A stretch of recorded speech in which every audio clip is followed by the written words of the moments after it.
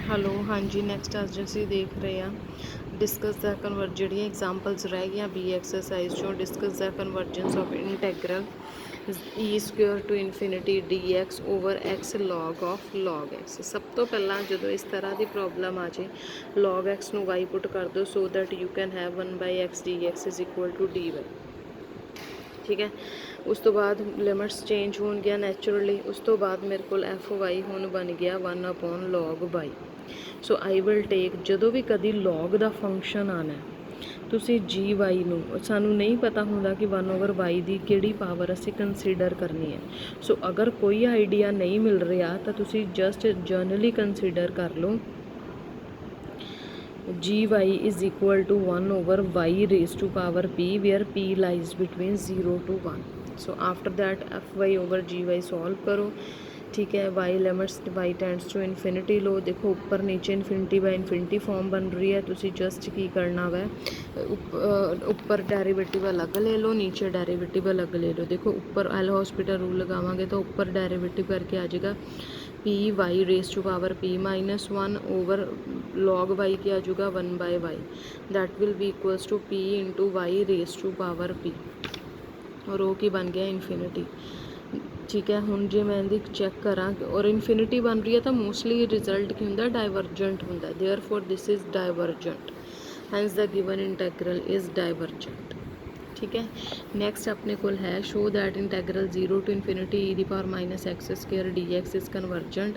सो ये डिवाइड हो जाएगा 0 to 1 1 to इनफिनिटी। क्लीयरली ये प्रॉपर इंटैग्रल है हैंस कन्वर्ज करेगा। हुण असीं इहदी कन्वर्जेंस चैक करनी है तो अपने वालों साडी कोशिश की होंदी है कन्वर्जेंट करवाने दी। Therefore I will take gx is equal to 1/x²। Log वाले केस च नहीं पता लगता उहदे च असीं जनरली 1/x की बार p ले लैने। अदरवाइज़ तो कोशिश साडी कन्वर्ज करवाने दी हुंदी है, इस करके असीं p mostly greater than 1 consider करना। You can also take care 1/x³।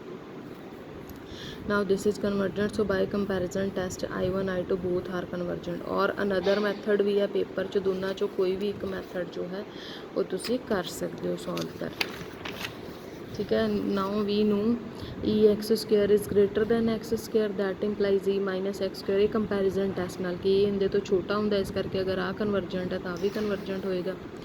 So and so next examine the convergence of this. Examine the convergence of this दे which I is equal to integral 0 to infinity 1/1 + x - e⁻x 1/x है। जो भी कभी limit 0 च आ जाए उन्होंने break करो 0 to 1 1 to infinity. 0 to 1 जी लिमिट दी होएगी f(x) सानू गिवन है।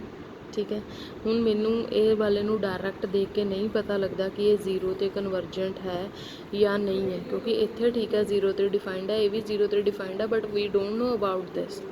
सो we will solve the function properly and then put limit x tend to 0। This is not a point of infinite discontinuity क्योंकि 0 ते वैल्यू डिफाइंड है ना मतलब ये प्रॉपर है और कन्वर्जेंट। फिर असी I2 लिए देखना I2 लिए f(x) में थोड़ा जा सॉल्व कर लो। देखो किंदे ते जरूरत पै रही है। Therefore we will take x² is equal to 1/5। ठीक है, इनू उन्हें थोड़ा जा डिफरेंट मैथड नाल किया, तुसीं इनू सिंपल मैथड नाल करना। f(x) ले लिया then take 5x is equal to 1/x²। Then find out f(x) upon 5x। उस तो बाद सॉल्व करके तुहाडे कोल सॉल्व करके सल्यूशन आ जाएगा। ठीक है, सारा इस तरीके नाल ही करना। नैक्सट ये मोस्ट इंपॉर्टेंट सम है पेपर दे विच आउण दे लई। जदों कदी 0 ते नहीं समझ आंदा 0 ते अलग सॉल्व करो, उन्होंने 1 ते अलग सॉल्व करो और फिर उनकी कन्वर्जेंस चैक करो।